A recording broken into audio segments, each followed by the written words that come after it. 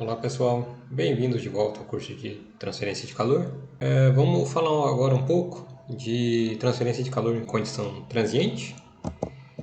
Então, se a gente partir da equação da difusão de calor, né, que a gente derivou, que governa a transferência de calor por condução através de um material, então ela contempla, né, o termo relacionado com o transiente, que está dado aqui do lado direito da equação. Então, até para caso unidimensional, então considerando um caso unidimensional em sistema de coordenadas cartesiano, sem geração de calor e com condutividade térmica constante, a gente acaba chegando nessa expressão aqui, né? Está aqui embaixo já, onde isso daqui é 1 sobre alfa, que é o inverso da difusividade térmica. Mas de qualquer modo, a gente fica com uma equação diferencial parcial de segunda ordem no espaço e primeira ordem no tempo, né?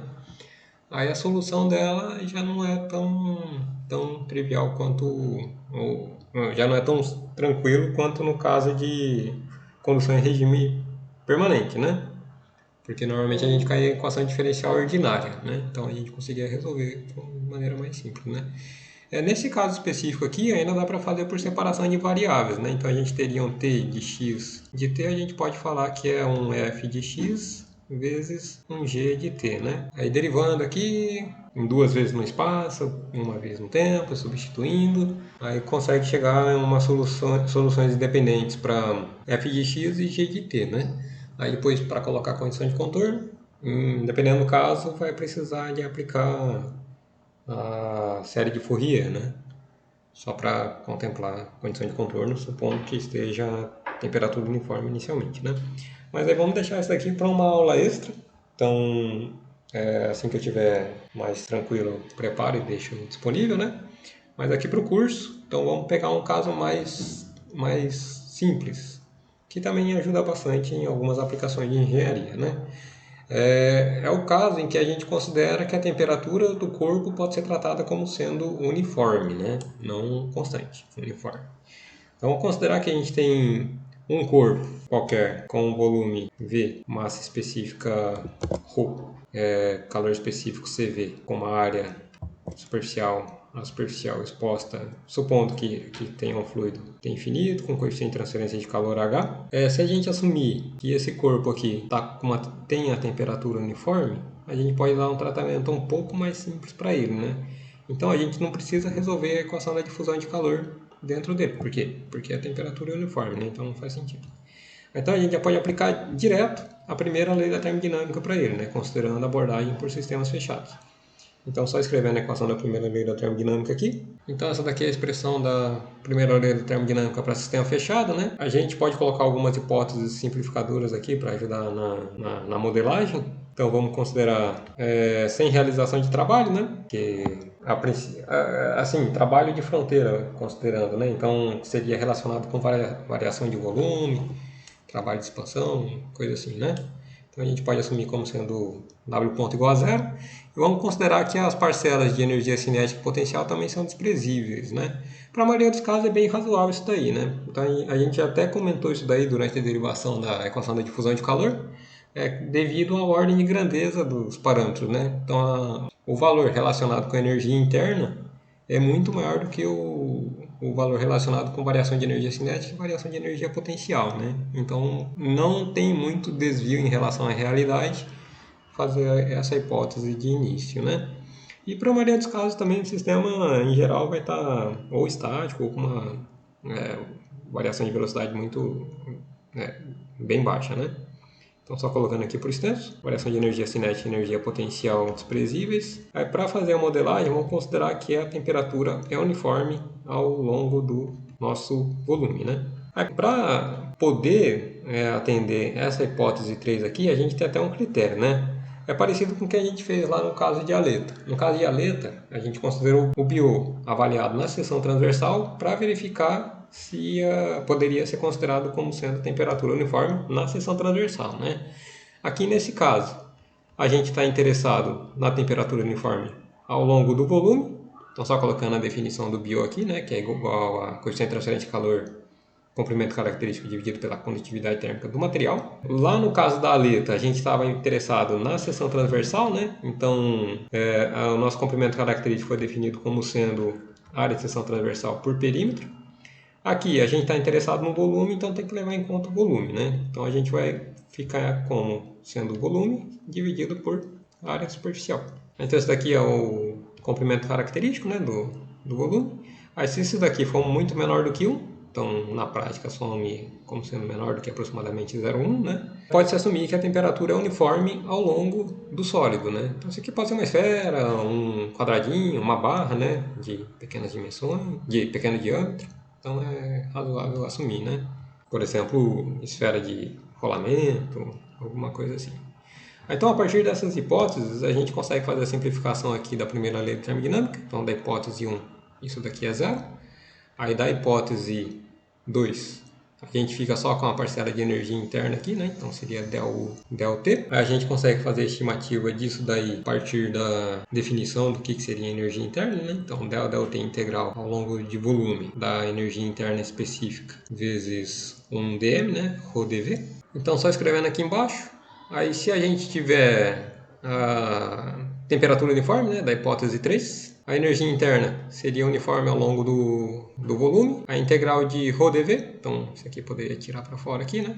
Então a integral de ρdV vai ser a massa, né? Então fica m vezes energia interna específica. Aí como m é constante, então a gente fica com m del U del T. Aí para tá meio que implícito aqui na hipótese 1, né, de considerar que não tem realização de trabalho, né? Então a princípio a gente pode também considerar que está implícito aí que a variação de massa específica é pequena, porque não tem trabalho de fronteira, né? Então a gente pode tratar como sendo um sistema incompressível, né? Para incompressível, se vocês lembrarem lá de termodinâmica, a gente tem que dU igual a CVdt, né? Então a gente consegue aproximar isso daqui. É o m, é conveniente a gente escrever como sendo função de ρv, daqui a pouco a gente vai ver porquê, né? Vezes CV ΔT ΔT. Aí do lado esquerdo aqui da equação a gente tem o Q ponto, né? Aí como o sólido está exposto a um fluido com temperatura T infinito, aí qual taxa de transferência de calor que a gente vai ter, né? Então a gente vai ter uma taxa de transferência de calor por convecção. Aí considerando que a temperatura do fluido seja maior que a temperatura do corpo, então a gente vai ter H vezes a área superficial vezes temperatura do fluido menos a temperatura do corpo, que é igual a ρV, CV, ΔT, ΔT. Aí só rearranjando aqui a gente fica com ΔT, ΔT, que é igual a menos T infinito, vezes H, área superficial, sobre ρV, CV. Então, aqui a gente chegou numa equação diferencial que, considerando que o T depende só do tempo, a gente pode reescrever como sendo uma equação diferencial ordinária, né? Então ficamos com... Se a gente tiver em condições ainda que a temperatura do fluido é constante, então a gente consegue até deixar como sendo uma equação diferencial ordinária, de primeira ordem, homogênea, né? Porque aqui ela está não homogênea, né? Se tem infinito constante, a gente fica com uma equação homogênea. Então, aqui dá para fazer por separação de variáveis, a gente só passa o t menos t infinito dividindo e o dt para cá, né? Aí a gente fica com... Então a gente chega nessa expressão aqui, é só fazer a integração. Então só colocando os limites aqui da integração, então a gente fica com ln de t menos t infinito sobre t0 menos t infinito, onde t0 é a temperatura inicial, né? Aí resolvendo aqui para a temperatura, a gente chega numa expressão para a temperatura do corpo, né?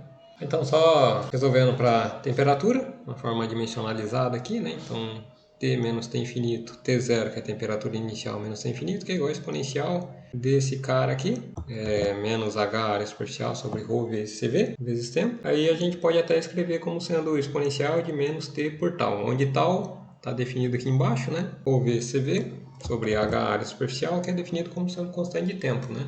Então é a constante de tempo do corpo, né? Que leva em conta características do material, então ρCV, né?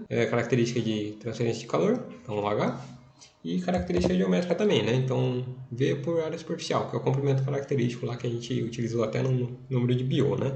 Então a partir disso a gente consegue fazer a modelagem de alguns problemas, né? Então, por exemplo, normalmente sistemas que têm pequena dimensão, né? Por que pequena dimensão? Porque vamos pegar, por exemplo, uma esfera, né? Então, se a gente tiver uma esfera, o que a gente vai ter? Essa expressão, né? Então, volume por área superficial. A gente simplifica aqui o que dá para simplificar, a gente fica com R por 3. Então, se a dimensão da esfera for pequena, ajuda que a gente obter um número de Biot pequeno, né? Então, voltando aqui no que a gente queria, né? Então, volume por área, tá dado aqui. Aí, quanto menor, é menor o número de BO, então a hipótese de temperatura uniforme fica mais realista, né? Também casos de material com condutividade térmica muito elevada, né? Então, esse daqui é o método das capacitâncias concentradas, né? Por que capacitância concentrada? Porque é parecido com a modelagem de sistema capacitor-resistor da parte de elétrica, né? Então, sistema dinâmico. Aí, se a gente avaliar essa equação aqui que a gente obteve, a gente até consegue fazer uma representação, né? Um gráfico, como que ela ficaria. Então, colocando só um gráfico aqui da variação dele ao longo do tempo. Então, se a gente só tentar plotar na forma dimensional, né? Seja. Então, a gente tem a variação do T por tal, vamos considerar aqui 0, 1, 2, 3, 4, né? Então de 0 até 4 constante de tempo. Então vamos ver como é que fica a variação da temperatura, né? Então para T por tal igual a 0, colocando aqui, então a gente chega aqui T menos T infinito sobre T0 menos T infinito igual a 1. Considerando aqui 1, então aqui a gente já tem um valor, né?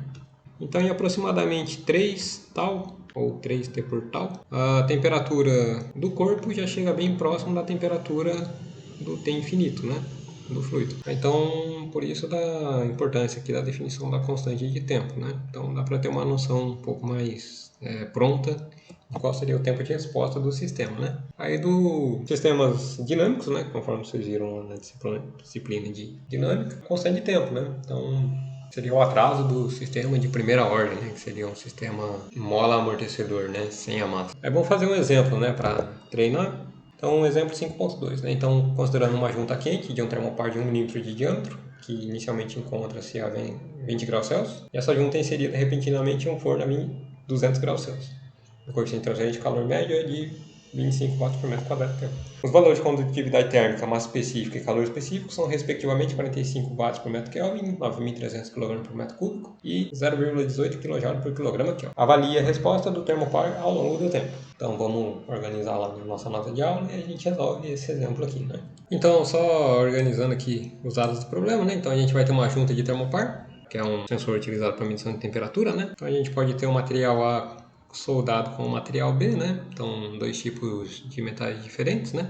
Cobre constantã, tem vários tipos de pares que são tabelados, né? Então já são bastante comuns devido à sensibilidade. Aí quando combina, faz a junção desses dois metais, acaba gerando uma diferença de tensão aqui. Então, um ΔU aqui. Esse ΔU aqui é bem pequeno, né? Então é da ordem de microvolts, né? Então são valores bem baixos. Aí tem amplificador com filtro, tudo, né, para fazer essa medição. Aí essa diferença de tensão é função da temperatura, né? Então é gerada uma diferença de tensão devido ao efeito Seebeck, se não me engano, que é a função da temperatura, né? Então a partir disso obtém-se um sensor que é bem prático, né? Então ele é relativamente barato, né? Porque é basicamente a junção de dois materiais. Os materiais podem não ser muito baratos, né? Mas mesmo assim, comparativamente a um PT100, por exemplo, que usa platina, né? Então é relativamente barato. E o bom é que ele já sai um sinal elétrico, né? Então, se tiver amplificador e um conversor, você consegue transmitir a longas distâncias, né? Por protocolo de comunicação distintos ou por conversão para corrente, né? 420 mA, que é o mais comum, né, na indústria. Então, é bem prático, né? Então, não precisa de um observador no local para fazer a medição da temperatura, né? Então, de qualquer modo, né, para fazer essa leitura, ele tem fios. Então, conforme está até representado aqui, né? Então, vamos considerar, para simplificar, até porque a gente não tem nenhum dado sobre o fio, né, que a condução ao longo dos fios é desprezível. E para fazer a solução, a gente precisa considerar que a temperatura é uniforme. Considerar, só que a gente precisa avaliar se de fato é ou não, né? Então, vamos fazer essa avaliação. Para a gente confirmar isso daqui, a gente precisa que o número de BU é igual a HL por K, onde o complemento característico é volume por área superficial dividido por K, né? Pode até colocar aqui do lado uma expressão para o volume, 4/3 de πr cubo, e área superficial, 4πr2. Então, só substituindo aqui, então a gente vai ficar com R sobre 3 ou D sobre 6, né? Aí substituindo os valores, a gente chega a 9.2610 a menos 4, um valor bem baixo, né? Então é muito menor que 1, então a hipótese está correta, né? Então a gente pode considerar como sendo temperatura uniforme. Aí vamos modelar, pelo menos nesse exemplo aqui, vamos partir do princípio, né? Partindo da primeira lei da termodinâmica, então a gente define o nosso sistema aqui de interesse. Aí a gente aplica a primeira lei da termodinâmica para ele.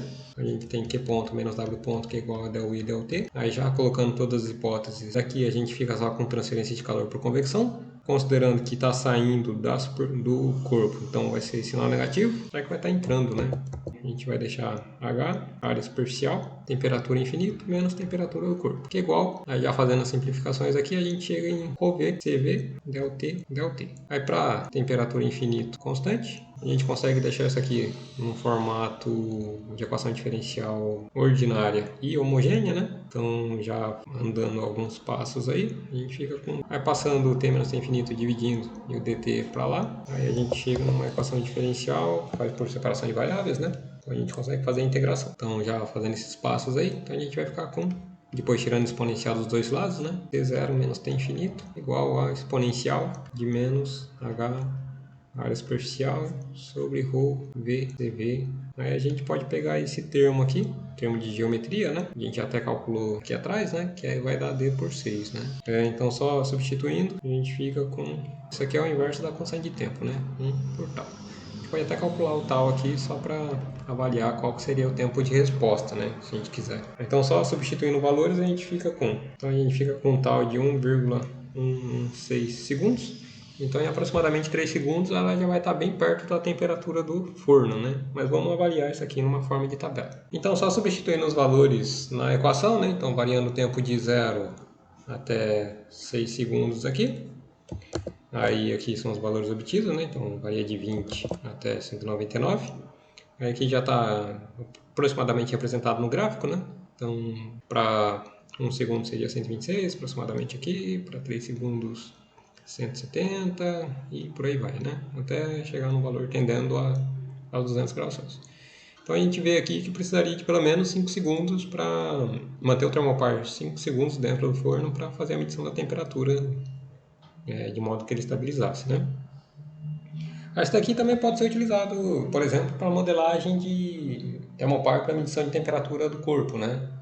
Aí, ao invés de ter o coeficiente de transferência de calor por convecção, teria uma resistência térmica de contato. Então, mas também consegue fazer a modelagem desse tipo, né? Pode ser, dependendo do tipo de caso, que aí tem acoplamento da variação de temperatura da pele, né?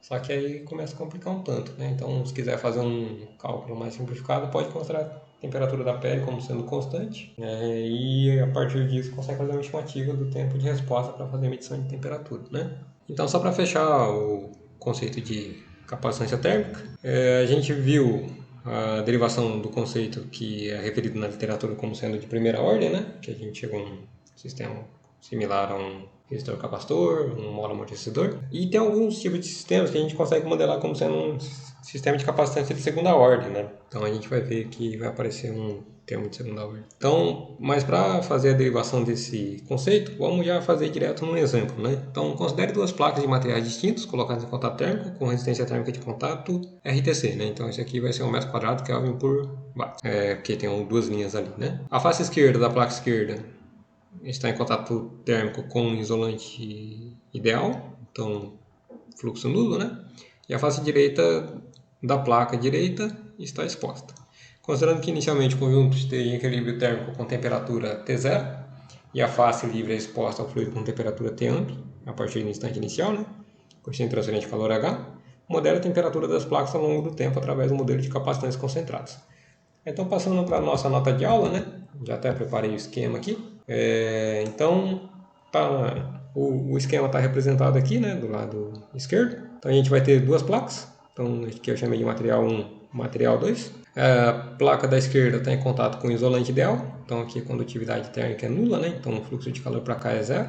Elas estão em contato térmico. Aí tem uma resistência térmica de contato. RTC, duas linhas, né? Aí, se a gente lembrar da definição da resistência térmica de contato, então vai ser o RTC, duas linhas dividido por área de contato, né? Aí, se a gente tentar obter um coeficiente de transferência de calor por convecção equivalente, qual que vai ser, né? Então, vai ser 1 sobre RTC. Então, HC é igual a 1 sobre RTC, duas linhas. Por quê, né? Porque depois a gente vai precisar calcular o número de Biot para verificar se a temperatura é uniforme, né? A definição do número de Biot é com base no coeficiente de transferência de calor. Então a gente pega o equivalente, né? Então, tanto é que está até representado aqui, né? Nesse trecho aqui, a gente vê que as unidades são iguais, né? Assim, o RTC é metro quadrado Kelvin por watt O HC é watt por metro quadrado Kelvin, então inverso a unidade bate, né? Então é bem coerente. E tem algumas tabelas que até vem como HC, né? Ao invés de RTC, de contato. Então a placa direita está exposta a um fluido com temperatura Tamb e coeficiente de transferência de calor H. Aí aqui a gente já tem as hipóteses simplificadoras necessárias para fazer a solução do problema, né? Então propriedades constantes, considerando K, ρC, ρCV, né? Então ρCV daqui também constante. Trabalho, variação de energia cinética, energia potencial desprezíveis, temperatura uniforme em cada placa, né? Aí para considerar a temperatura uniforme em cada placa, a gente precisa avaliar o número de Biot, né? Tá dado aqui embaixo. Então da placa 1, a gente vai ter H1, L1 dividido por K1, onde? O que a gente vai ter na placa 1, né? Então, o único ponto de transferência de calor vai ser aqui na interface entre elas. Aí, então, o coeficiente de transferência de calor é o HC, né? O de contato, que a gente determinou aqui. Aí, qual que vai ser o comprimento característico? É volume por área. Qual que é o volume, né? Então, se a gente tiver uma área A, supondo área A grande aqui, o volume vai ser A por A vezes L1. Então, está até dado aqui, né? E a área de contato é A. Então, o volume por área vai dar o próprio L1.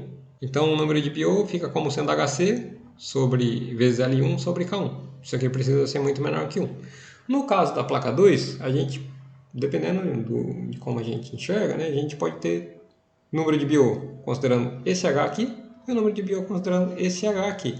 Mas para garantir, então talvez seria interessante a gente avaliar para os dois casos, né? Então a gente pega da placa 1, da placa 2, considerando o lado do ar, então tá aqui, e o lado do contato térmico, né? Que tá aqui. Então, garantindo isso daí, a gente consegue assegurar, ou a hipótese de que a temperatura uniforme fica mais precisa, né? Então, já considerando toda essa derivação aí, partindo para a primeira lei da termodinâmica, que está dada aqui, né? Colocando as hipóteses 1, 2, 3, então a gente chega nessa expressão aqui, está dado aqui, né? Então, Q ponto é igual a ρV, CV, dt, dt. Aí vamos avaliar como que fica a taxa de transferência de calor em cada uma das placas, né?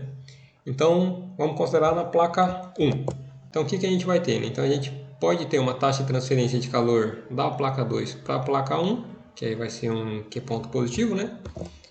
Então, como que isso daí vai ser dado? Então, isso daí vai ser a área de contato, vezes coeficiente de contato, temperatura 2, menos temperatura 1, que é igual a ρ, volume da placa 1, que vai ser, bom, vou colocar ρCV da placa 1 aqui. O volume da placa 1 vai ser a L1, ΔT1, ΔT. Aí vamos lá ver a placa 2 agora. Aí no caso da placa 2, voltando aqui no nosso esquema, a gente pode ter duas componentes de transferência de calor, né? Então, conforme a gente até modelou, então a gente pode ter uma saída de energia para cá e a gente pode ter uma saída de energia para cá, né? Então vamos modelar como sendo duas componentes de transferência de calor, uma para a placa 1, outra para o ambiente. Então, voltando lá na nossa equação, a gente fica com menos AHCT2 menos T1 menos AHT2 menos Tamb, que é igual a esse termo aqui, né?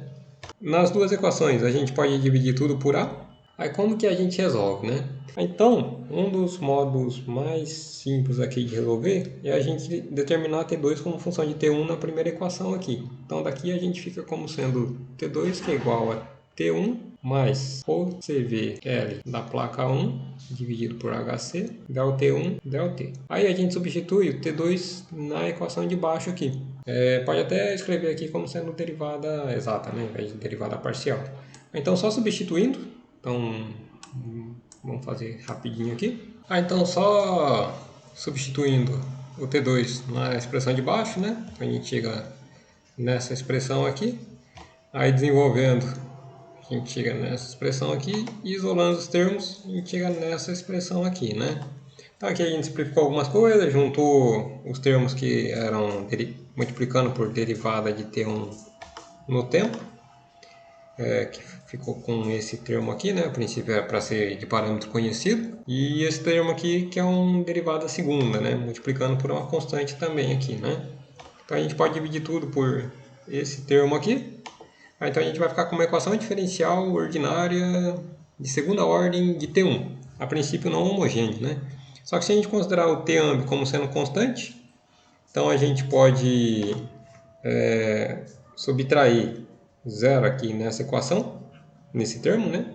Então menos dTamb dt, e zero nesse termo aqui também, né? Menos d2Tamb dt2. Então a gente chega numa equação ordinária. Aí fazendo a solução dela, a gente consegue ter uma solução para T1, aí depois a gente volta aqui e consegue obter o T2, né? Aí, para fazer a solução disso daí, precisa ter os valores numéricos, né? Mas a gente consegue ter qualitativamente qual seria a resposta, né? Então, só lembrando, né? Então a gente vai ter duas placas, onde a placa 1 está aqui e a placa 2 está aqui com temperatura ambiente exposta aqui, né? Aqui que a gente espera que ocorra, né? Então, a placa 2, como considerando que ela está numa temperatura inicial T0 e depois ela colocada em contato com a temperatura ambiente, considerando aqui T0 maior, então a gente teria T0 aqui, então temperatura, para as duas placas, né? Aí a placa 2, como tem transferência de calor para o ambiente, então teria um comportamento meio parecido com o da primeira ordem, né? Não chega a ser uma primeira ordem, mas seria algo mais ou menos assim. Aí a placa 1, então essa aqui é placa 2. A placa 1, como ela está isolada do ambiente pela placa 2, então para ela começar a ter transferência de calor, a placa 2 tem que ter uma redução de temperatura, né? Para começar a ter uma taxa de transferência de calor para cá. Então ela tem um atraso, então começa com um atraso, aí vai reduzindo e eventualmente ele vai tender a ter ambiente também. Então considerando que o T1 está aqui. Então a resposta seria mais ou menos essa, né? Aí a gente pode modelar vários tipos de sistema, né? Por exemplo, se a gente pegar um condutor com o isolante, né? Então aqui também seria um sistema de segunda ordem, né? Então aqui seria equivalente ao corpo 1, aqui o corpo 2, né? Então possibilita esse tipo de análise também. Aí tendo os valores aqui, é só substituir, aí aqui a equação diferencial ordinária de segunda ordem com coeficientes constantes homogêneas, você sabe resolver tranquilamente, né? Então é só substituir os valores e chega na resposta.